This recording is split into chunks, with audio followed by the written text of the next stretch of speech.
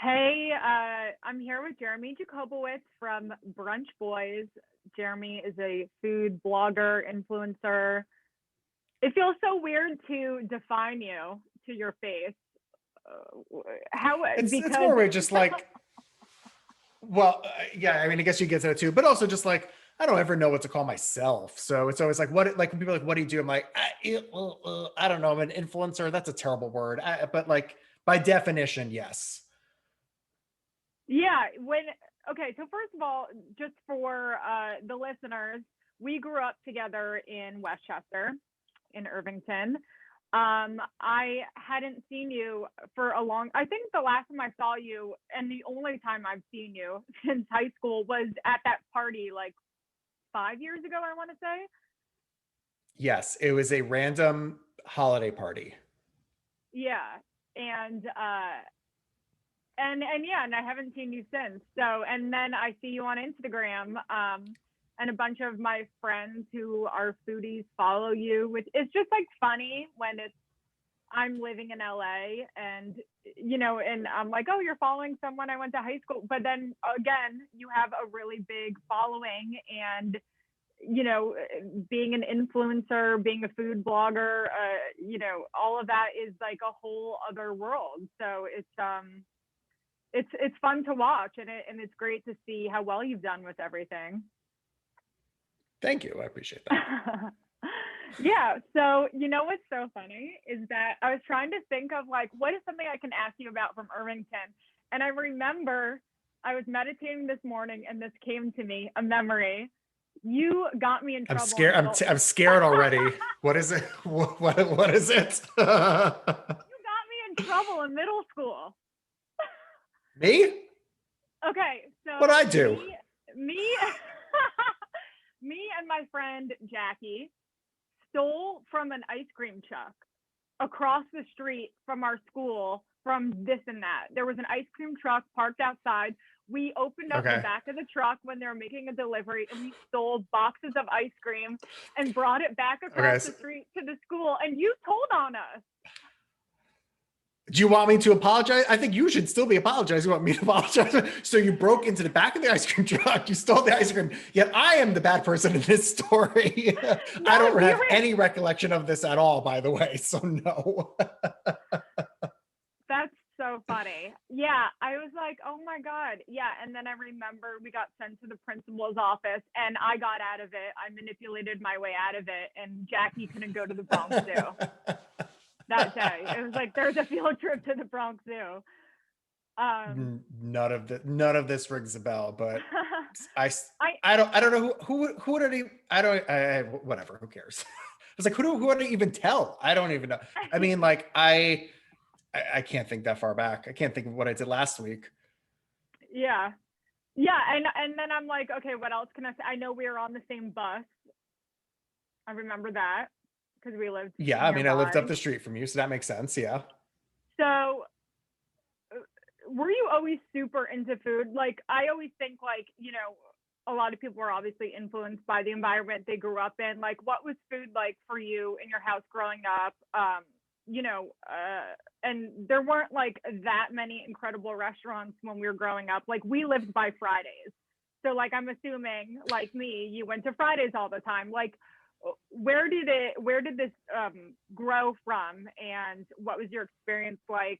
Let's start from the beginning. Like, after school, when would you get a chicken parm at the deli? Like, what was that like? It's very, I could like go to millions of directions. My brain is already. What's funny is when you say chicken parm, do you call it a wedge also? No. Oh, interesting. It's very like a Westchester thing that when I say like, oh, chicken parm wedge, people are like, what the fuck are you what are you talking about? And I just thought it was always like a very like, not even like a full Westchester thing. It was a very much like where only we grew up called it a wedge. Anyway, On a I would always roll. been interested in food. I mean, Chicken parm yeah, on a but you would say roll. like, see, I would say if I went to like deli, it'd be like, give me chicken parm wedge. I don't know. Um, so anyway, I mean, food's always been super important to me. Just I've always grown up with like my mom always had a rule is like you have to taste everything. And if you don't like it, you could spit it out. So by the time I was a baby, I was eating everything and I never spit it out. So I've always loved it. I grew up cooking. I grew up eating everything. I never thought it would be a job. I mean, I definitely didn't think what I'm doing now would be a job. I could not foresee Instagram. But it was always part of me. And it just sort of took me. So I worked in sports TV first, right after college. And then I started working in food TV and I was like, oh, wait a minute. Like, I love food. I love watching food TV. Like, I grew up watching Food Network. I just never connected the dots to actually want to do it as a profession until I just fell into it. So then I was like, oh, wow. Like, I love all this. I love making TV. I love creating content. I love food. This all makes sense. And then social media picked up and food Instagrams became a thing. And I accidentally had one. And then people want to, I mean, really what let me do it is people wanted to pay me. People, like, I was just doing it for fun. I still worked in TV. I traveled a lot for TV. And I would just have photos from all over the country on my Instagram feed. And then people were like, wanted to give me money. I'm like, that's weird. You want to pay me for shit, but not going to say no to money. And then it became what it is today, which is like an influencer thing. Cause I haven't worked in TV now for over 5 years. So I've been running this full time. So what kind of job were you doing right out of college? Were you interning somewhere or were you at an entry level position in production? Was it? Yeah. So while I was in college at NYU, I interned at SNY, which is the Mets Network. I studied sports management. So I worked in sports TV at SNY for over a year, doing everything in the fields, in the offices, every department. I just like bounced around. I really loved it. So then I got hired by WCBS to work in the sports department there, field producing, whilst in my senior year. I got laid off before I graduated, and I was like, cool. So then I ended up at WWE, and I spent a year there, very much entry level, like logging position. And at that point, I was just like, I spent a year there, and I was like, I don't know if I want to be in sports TV anymore. There weren't all these digital platforms. There weren't all these online platforms to sports. There was like 5 places, and I'd already worked at half of them. And I was like, okay, this is really limiting. Like, I love TV. What else can I do? And then it really to switch from TV though, because sports was very much in the news realm, and everything else in New York is much more reality based. So it did sort of start taking over. So yeah, just being a PA, it was my first job. They were like, "Can you drive a truck?" And I was like, "Yeah, sure." Like, Yeah. so I drove the trucks and I took out the fucking garbage and I did whatever and started there. And then and ended up being Bobby Flay's PA, some more talent PA position stuff, which was a lot more fun. And then producing. So it's producing food travel, food competition, cooking shows, all that fun stuff. That's so fun. I grew up loving watching the Food Network. It's still actually like I always put it on when I just want to feel calm. It really relaxes me. Like when I travel and go to hotels, I don't have cable TV. I have like streaming services. So when I go to hotels, I always put on the Food Network, and like there's something about watching, like I could just watch Guy Fieri's like travel diners, drives and dives. I can watch that like binge watch that for like 10 hours and not need to change a channel. Like there's something it's that's very, so very relaxing about it. it's very easy programming. Also stuff like you don't have to super pay attention to. If you miss a minute, you can catch up on what's happening on Triple D really easily.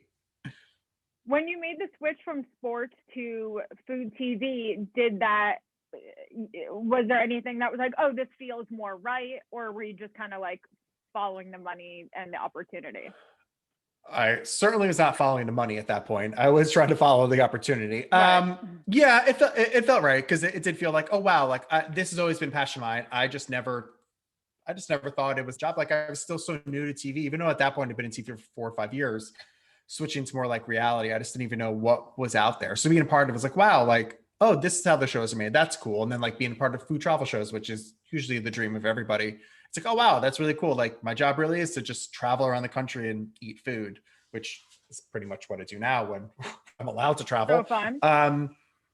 But yeah, it was great. It's hard. You are certainly not doing it for the money, but you're doing it for the experience, and it's fun and to just be creative. What kind of stuff did you learn then that you use now? like you saw the behind the scenes of how things went. And I know that a competition show is a little different, obviously, from what you're doing. But if there's anything that you picked up about the business or on the production side that you implement now, what would that be? Yeah, I mean, for sure. I mean, the biggest difference between what I did then and now is like when I was there, I was just producing. So like as a producer, you're just like, you come up with what you want it to be, and then you tell other people how to make it happen. You tell the cameraman what to shoot, you tell what the lighting is, you direct your talent, you tell your editor what you want, what it became now. So at least I always had in my brain of like a vision. I just didn't know how to actually make it happen. So now I can't afford all that. So I've had to teach myself how to do all those things. So I've had to teach myself how to do film and do audio and do lighting and be talented. Maybe I'm not the best at any of those things, but I get away with it. I think too, just the work ethic. Like if you work in TV, you kill yourself. And I like still have that sort of backbone of like, okay, like I know what it takes to do this. It's a much better lifestyle now. I get to make, if I don't feel like waking up, I don't. I still make a decision to wake up every single morning, but like not having to be on set at 6 a.m. is very, very different mentally.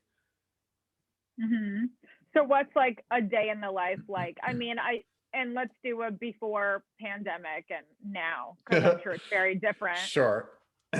Yes, it's very different. I mean, I try and keep things as consistent as I can before and after.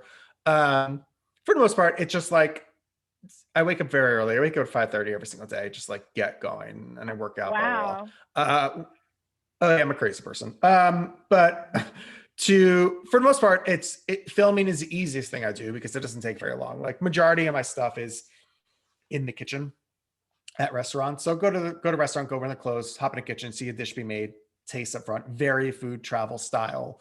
That's pretty much the core content, still is. And a lot of it was travel. When I have travel, would be a lot more vloggy style stuff. So just running around the city all day, exploring everything. I mean, the food is what I love and generally why I pick places to go to. But, I'm interested in more in food. So it's sort of incorporating all of that. But for the most part, I literally just sit in front of my computer and edit all day. No pre or post COVID.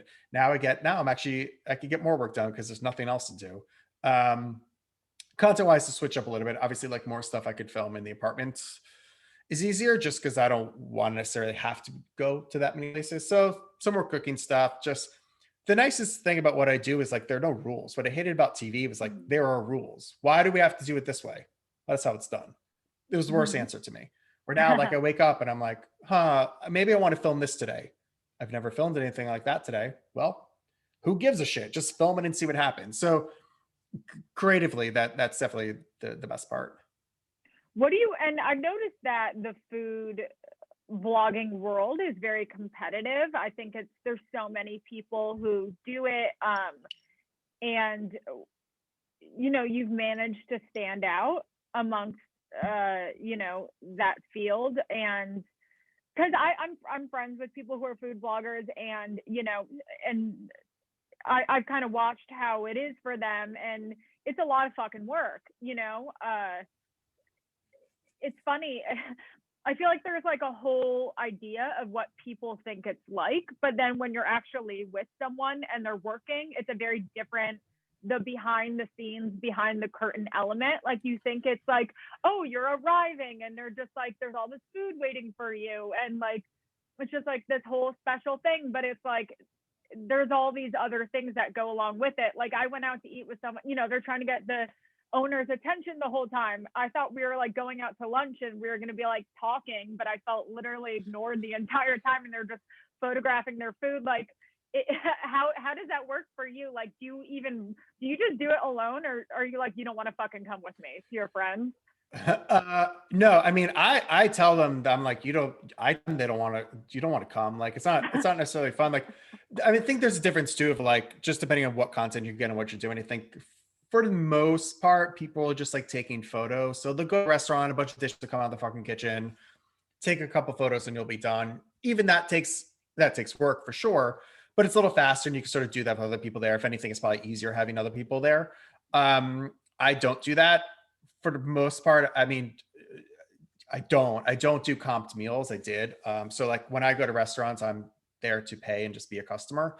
Mm-hmm. All my content is is gotten either me just showing up that way, maybe doing a little more vloggy style, or like I said, we get into the kitchen. And the kitchen, like the restaurant's closed. I guess if someone wants like see the behind the scenes of like a film set, it's cool. But if someone's like, oh, you can come with Jeremy, go eat all this food, I'm like, no, you don't, because I'm going to the restaurant, I'm ordering one dish, filming one dish, I'm going to shoot it, take photos and video it and taste it on camera for half an hour. So the cold scraps are going to be what's left for you to eat. So I don't think it's that exciting for you if you just want free food to eat with me, unfortunately. How do you pick out what that one dish is? Is it what everyone's talking about? That's like their go-to popular dish, or do you kind of make it what you think is the most interesting thing? It's a mix of everything. At the end of the day, it's just what's most interesting to me. It's a mix of like, I'll take a look at the menu. I mean, like, not everything I do is brunch, but like I generally like that type of food. So I'll look at the brunch menu first and see what makes sense, or it's just what I want to eat. But also it has to be a good video. So I have to think of like, okay, if it's how I divide what these shoots are. So it's like, okay, if this recipe is actually interesting to see being made, this is something I want to get into the kitchen. If this is something where, you know what, it's going to be a tough video to like see a whole process of, then I'll do a different type of video with it. So it comes down to that too, of like what's actually interesting, what am I interested in, what my audience will be interested in. But I casted so many food shows. I've now been doing this for 5-6 years, looking at dishes. Like it's second nature, I guess, at this point, of like what would be, what would work. How have you managed to stand out, outside of everyone? Like, what do you think you've done in a unique way that has gotten you success in this field? Yeah, I think a few things. I think to begin with, it was one, I was early, that helped. Two, I'm a guy. I think especially in the food world, it really helps. It's like, when people are dealing with like 10 billion girls that run these food accounts and the one guy, they kind of remember me a little bit more. And then two, just like on a purely like very creative and algorithm level, just like taking advantage of what Instagram gives me. Like I've always tried to take advantage of being early of everything they do. So like I jumped on video, and video's my background anyway. Like when I started Brunch Boy, there was no video on Instagram. The second video hit, I was like, oh, well, like my background is video. Like I actually know how to do this and do this better than most people. So I think it's always staying ahead of that. So it's IGTV, it's Reels, it's whatever. I know he's doing it on a professional level, where if you come across my page, there's, out of those things, there's got to be something in that to grab you. Or if not, I mean, who cares? Move on. But for most, it's like, oh wow, those videos are really cool. Oh wow, he's a guy. Oh wow, like I love brunch. Oh wow, like the stuff he does in the restaurants, or the restaurants he picks are so amazing, or he's New York, or whatever it is. It could be a million reasons, but I think it's always consciously thinking about what that is. Like, I mean, people ask me all the time, like, oh, I want to start a food account. What can I do? I'm like, you have to have a reason for people to follow you. It's like, well, what? I asked them, like, why would someone follow you? And they're like, oh, well, they're like, well, I'm going to post pizza. It's like, okay, well, you're going to be a 10 billion pizza account. So good fucking luck with that. You got to like think ahead always. Like if I was telling him now, I'd be like, at least just go to TikTok. Like don't even bother with Instagram. I mean, have it, but like, if you want a place to grow, pick a place where people can grow. What are the tips and tricks to making food look so good? Because I feel like sometimes someone can just take a picture of food and it looks like shit, and other times a different person will take the same picture but it looks completely different. Like, what are they doing? I would say it's all lighting. I mean, for photos, I try and shoot them all in natural sunlight. For videos, I have my lights with me, and just like it you kind of need lights for videos. But for photos, natural light is always nice. Angles on food are always nice. Like different things can look different. Like think of it like a sandwich. Like if you're just taking a photo of the sandwich from top down, you're just gonna see like the bread, or even like taking it from the side and it's still together. You're just sort of seeing a couple of things sticking out. But it's like, well, if you cut the sandwich in half and you stack it, and now you have height, and now you have all those layers, and now you have all these contrasting colors and textures. Like it's the same rules as really taking any kind of good photo. Has this changed how you cook for yourself at home? Like, did you start getting more experimental yourself? No, the opposite. Because I have to eat out a lot, I actually eat way more clean at home than I ever would, because it just becomes too much food.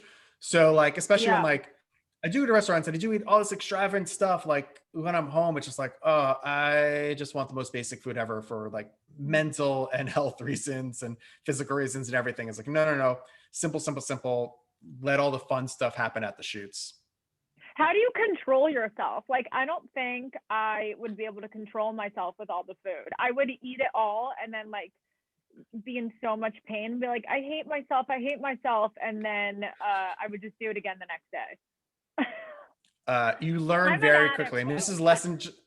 This is this is a lesson though of like even working in TV. This is all before Instagram, but just like we'd be in multiple restaurants a day, and like you don't want to deprive yourself of tasting things because like Mhm. that's fun. I love it. I love tasting new stuff. But you realize that like if you want to actually like enjoy tasting those things, you just can't eat all of it. So even in that day, yes, like you said, you're going to feel sick.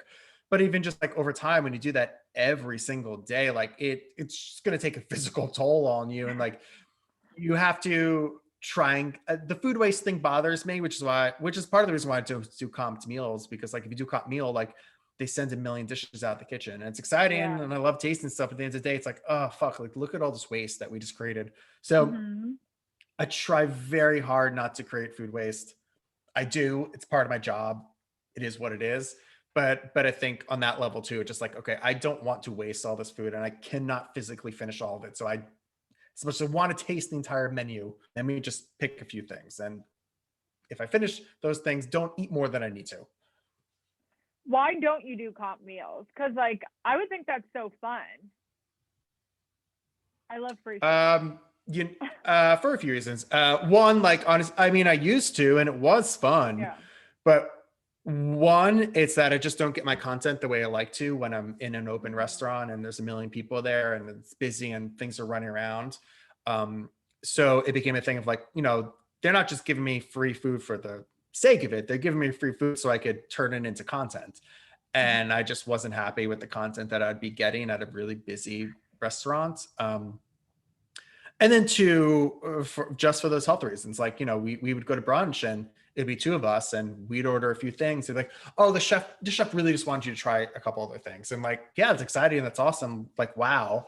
But then we're sitting there and we have, 12 dishes in front of us. And it's just like, this is just on every level. It's just too much. So listen, it still happens. Like I go to restaurants and I go willing to pay and, Mhm. they know what they just end up knowing I'm there and a few dishes come out or whatever.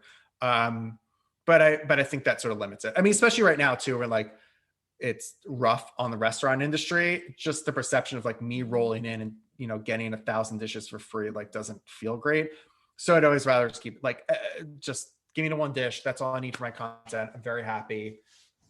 I'll come back and come back for another meal if I love it so much. Whatever.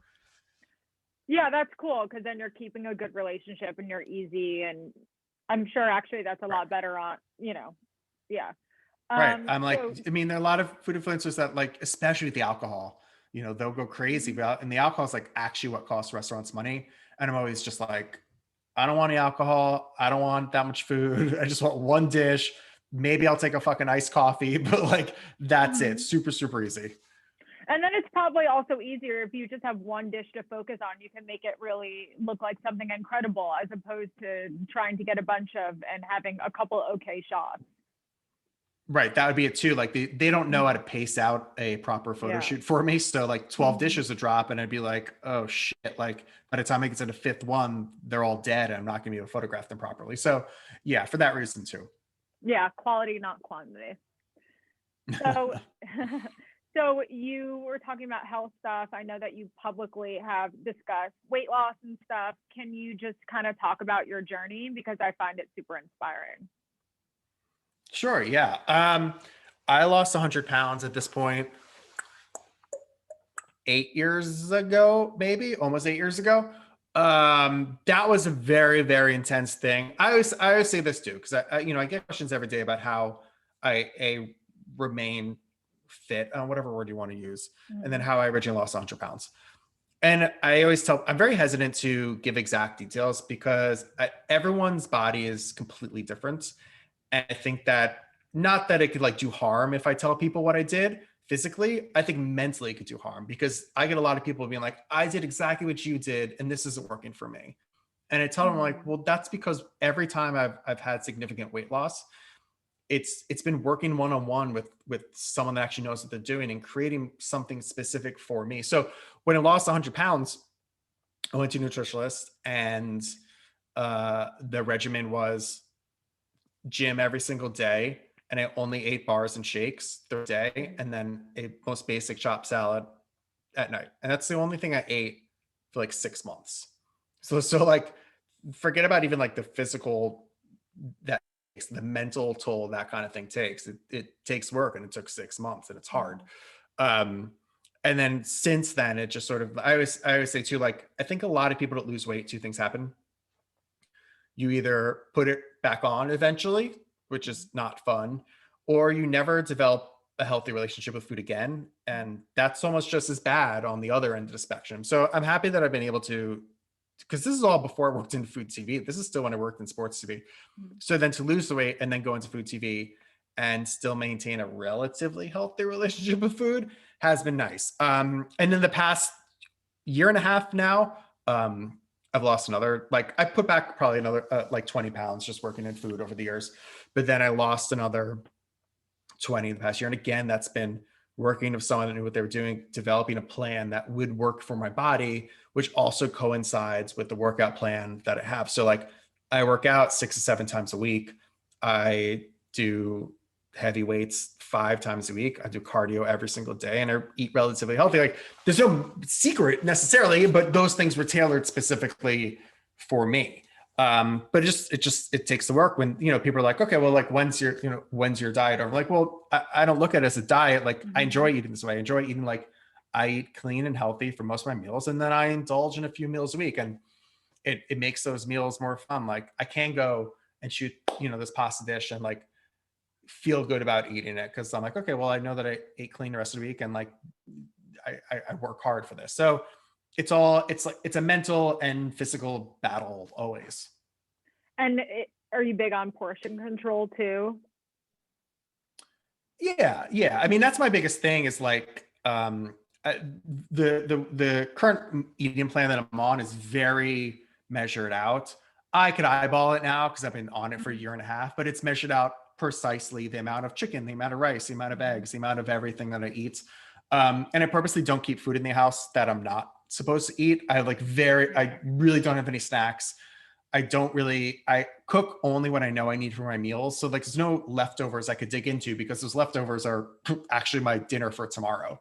So I keep the temptation out of the apartment, which is helpful. That's smart. Yeah, those are good tips.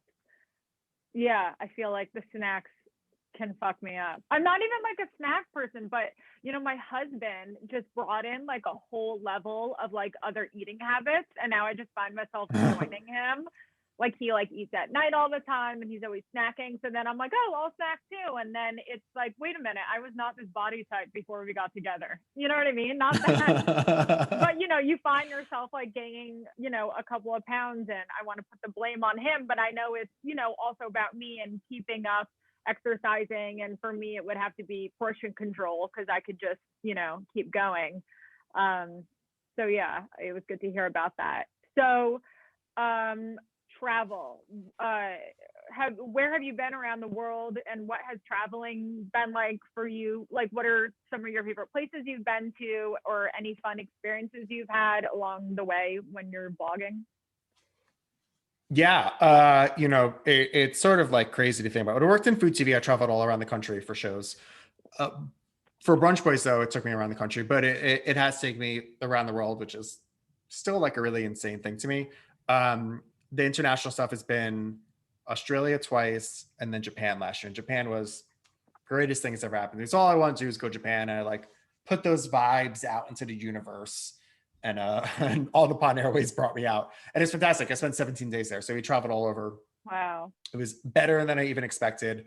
It's like everyone asks me, like, "Oh, where do you want to go first? Like, when you could travel again?" Like, I just want to go out to Japan. That's it. Like, there's still so much more to do, and the food, the culture, the country, everything about it was everything that I love. So that's definitely been the best, and definitely the place I want to go back to first. yeah, I lived there for a year when I was 4, right before we moved to Westchester, and I want to go back so bad. Oh, okay. Yeah. Where were you in Uh, Japan? Tokyo and Hamadayama. Okay. Yeah. Oh, I mean, I amazing. Yeah, remember like it I being want like fun, but I was 4. I mean, right, four. Yeah, I can't remember anything. Yeah, I mean, I think like, I've only ever lived in New York ever. My plan, my 2020 goal was to actually be a little bit more bi-coastal, at least because I end up in LA a lot. And then, I have always had it back in my mind, like, what if I just went to, I mean, for travel restrictions, you can't do very long term anyway. But it's like, what if it's do for 3 months? I'm like, I could do my job anywhere. If anything, like Japan content crushes. So Yeah. it's always been in the back of my mind of like, oh, if I could figure out something to do, like, because 3 weeks was like not even enough. And we traveled all over. So it'd be cool to do that because there's very few places where I feel the New York energy, which is what I love. And like Tokyo and Osaka definitely had the New York energy. I'm like, oh, okay, I could be here longer than a few days without getting bored. Okay. Favorite restaurants in New York? I know it's probably so hard to answer that. I feel like there's no. I feel like I didn't really have sushi until I moved to LA. Like I feel like the sushi in New York sucks, right? I agree. Well, I agree in this way. For like proper great sushi, LA is way better. LA is way better at a better price point. You could find that in New York, but it's so stupid expensive you literally never eat it. New York crushes like the New York City sushi delivery game. I love that. You can't find that in LA. Like I want like, spicy crunchy tuna with like some stupid sauce on it. Like that's good in New York. I eat that every single week. But like when I go to LA, I'm like, oh, I get to eat like proper sushi for like not a crazy price. So I totally agree with that. In New York, I always say like the places I always mention are the places where just like my personal, like the place that I eat every single week more than like, oh, the greatest restaurant of all time, just because I think it says something if I order in from there every single week. So like 12 Chairs is Israeli food. It's fantastic. I eat that all the time. Kanahashi is my sushi delivery order. I order in that all the time. Per Bird just like fucking makes chicken. I love it. Joe's Pizza. I mean, I could go on and on about my favorite pizza. What's your favorite pizza? Joe's Pizza. There's so many different types of pizza, but I think if someone comes pizza. But John, here's the thing. But John, so you got to get a pie. So what I'm thinking, like, all right, but like I think of just like when I think of New York City pizza, I just think of like a slice shop, like normal slice shop pizza. So John's is fantastic. I just keep that in a different category because for me, I'm never buying pies. So I'm like, I always just want to slice. I just go to Joe's. What about soup dumplings? I used to live above Joe Shen in Midtown. I think they changed names in Midtown, but there's still a location in Chinatown and in Queens. So those are the best. Have you had M Shanghai in Brooklyn? Oh, I think that's near me. I don't remember though. I think it's on Brand and Havemeyer. They're so fucking. Every time I go back to New York, I go right there, and they're so good. They're soup dumplings.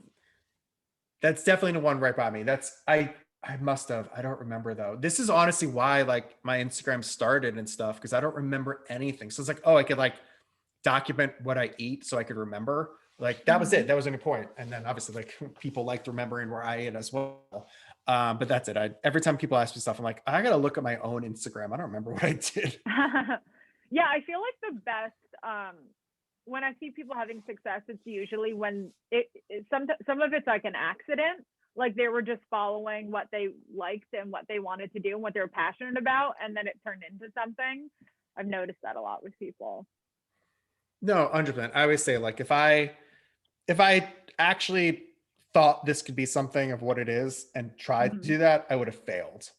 I succeeded because I took something that was organic and I took something that I just wanted to be creative. The only thing I wanted out of this whole thing was like, let me just do something fun. And I try and keep that approach to everything I do. Yeah, it's my job and I get paid and I have to think of it more than that. But I try and keep the perspective of just like, this should be fun. Like someone asked me today, they DM me. They're like, what do you do if you don't feel like producing content? They're like, I've just been a little unmotivated recently and I'm like, I don't post. They're like, oh, but posting, like you got to post, I gain followers, I get this. I'm like, yes, but like, if I feel like I'm posting shit just to post shit, like I'm not happy with that. I'm like, I'll take a week off from posting. Who cares? Like nothing's gonna happen. Yes, generally, if I was gonna give proper algorithm techniques and skills and whatever, I'd be like, post every day, blah, blah. But if you're not feeling it, like if you're not feeling it, and then your audience isn't gonna feel it, and you shouldn't, and then you're gonna be like, well, why didn't they like this? Of course they didn't like it. You didn't give a shit about it. So I try and do that too. If I don't feel like posting, like I'll post tomorrow. What's the difference, you know? Yeah. Are there any kind of algorithm tricks or growth tricks that you know about, or advice? Maybe not a trick. Yeah. I mean, the opposite of what I just said, post. I would say it's always taking advantage of what Instagram's pushing, and what Instagram wants to push is their new shit. So like if you want to grow right now, do reels. Reels is specifically there for new people to grow. It's there for stuff to go viral. So 100% it's that.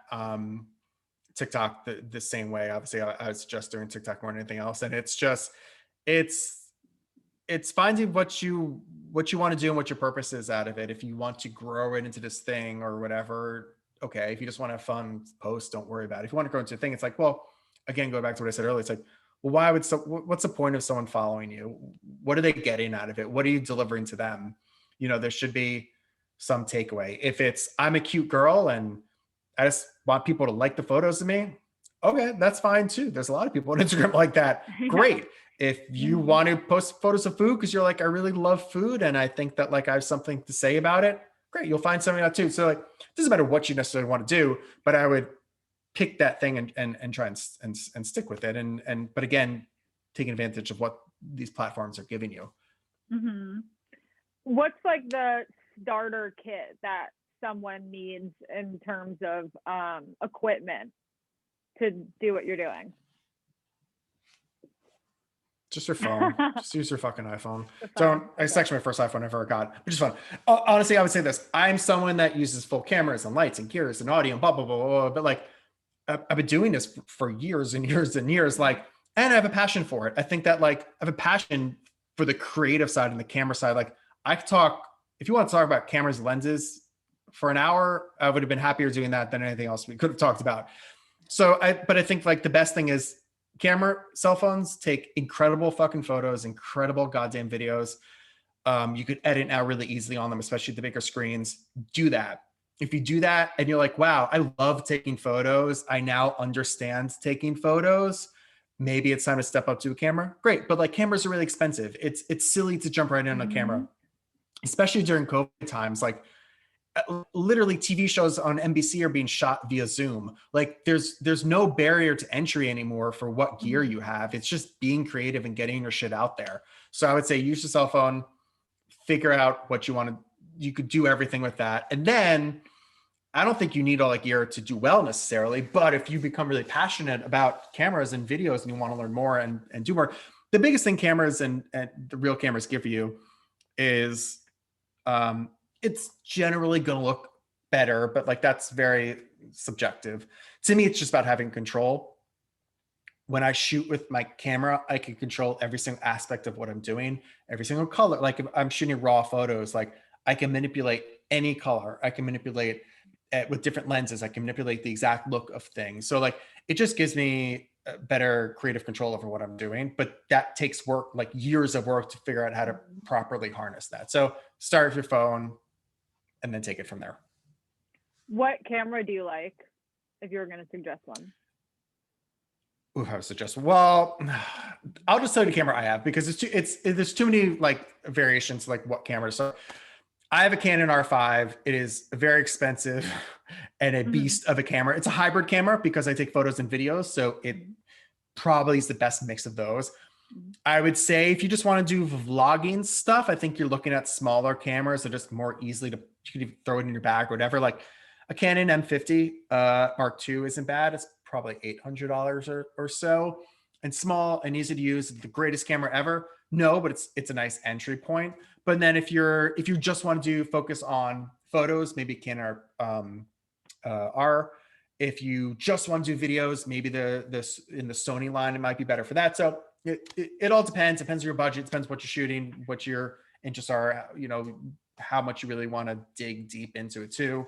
Yeah, lots of variations. But I'm all Canon. So And then just to close it out, what kind of advice would you give to someone who wants to do what you're doing? And can you just like speak a little on work ethic and drive and motivation and what that means to you?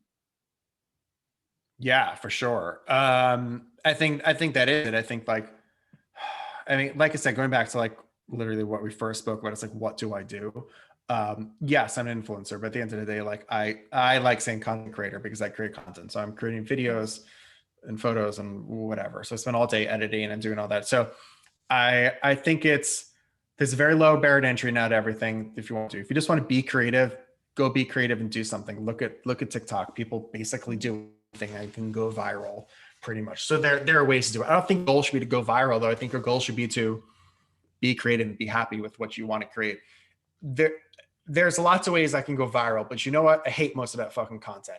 I could do crazy, rainbow spaghetti blowing up out of a fucking cheeseburger and go viral and get 1 billion likes. But at the end of the day, I hate that. And I don't want to post about that. So I think it's finding what you love and you're passionate about and then figure that out first.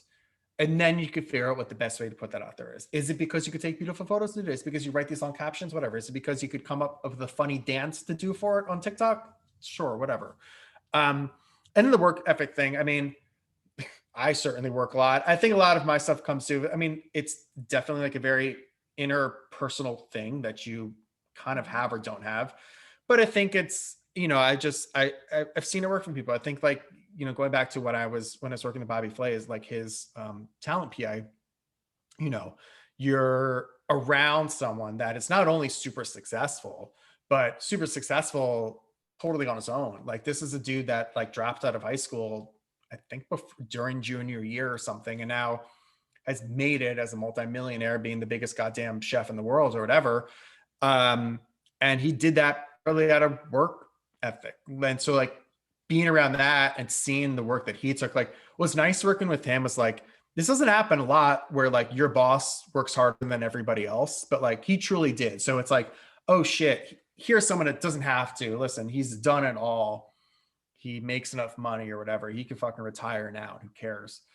But he loves it. And he is self-motivated, and seeing that it's like, oh, okay, well, that is what it takes. I think there is a lot of this like jealousy about things in life. And it's just like, well, the only thing holding you back is you. Yes, there's a ton of other things that we don't have to get into. But at the end of the day, work hard and you'll figure something out and you can get that. I couldn't have done it. Listen, I've had all the benefits of the world of growing up in Westchester and doing all that shit and going to NYU. But, I graduated and I didn't have a job for a year because they didn't care about any of that shit. It took work. It took me driving trucks. It took me, being told on a fucking walkie to go clean a goddamn bathroom and shit. Like, no matter who you are, you're going to have to put in the work. So I think that's the biggest takeaway. How was it being behind the scenes, helping Bobby Flay, to being in front of the camera on his show, being a judge? Was that a cool kind of twist of events? It was amazing. So like I was with him for years and years as a talent PA, and then started producing a show. So I produced the first three seasons of Be Bobby Flay. So that was more of the crazier part to me. It was like producing a show and then ending up back on the show seasons later is really cool. I did vote against him and he did lose. So it's all your fault. Yeah, I got a text later that day being like, well, you're never coming back. I was like, cool. Funny. Do you want to like get your own food show? Is that something you'd be interested in? Like, is there a goal in mind for the future? Yeah. I don't know if it's like linear TV food show kind of stuff, but a COVID issue happened where I filmed a lot of stuff at the ends of last year, beginning of this year, all supposed to air. And it's all on hiatus. So it's more, to me, it's just fun. I enjoy being on camera. It's not easy work necessarily, but it's different work for me. It's a different type of challenge. That's fun. And the exposure is great. There's so many digital platforms now. I think there's a lot to do. Like I was doing stuff for so random, like, and at the end of last year, I filmed stuff for Food Network. I hosted stuff, Food Network Digital, MSG, which is the sports network here in New York, Disney. So there's a lot of opportunities out there. And for me, it's fun. I think it legitimizes me a little bit more. So I don't know if my dream is like have my own show on Food Network, but I think the more hosting opportunities I get, I really, really enjoy them. So that's certainly like a 2021 goal is like, okay, like when productions start ramping up again, like I've already started discussing stuff here and there with some people. Like, hey, when we can start filming again, whenever the fuck that is, we might want to do something. So hopefully soon. That's awesome. Well, Jeremy, thank you so much for coming on the podcast. It's great to see you, and shout out to everyone where they can follow you and watch you. Sure. Yeah. It's Brunch Boys across the board. Instagram, TikTok, YouTube, podcast stuff. Just type Brunch Boys. You should find me. Awesome. All right. Well, have a good day, and see you in another 15 years, I guess.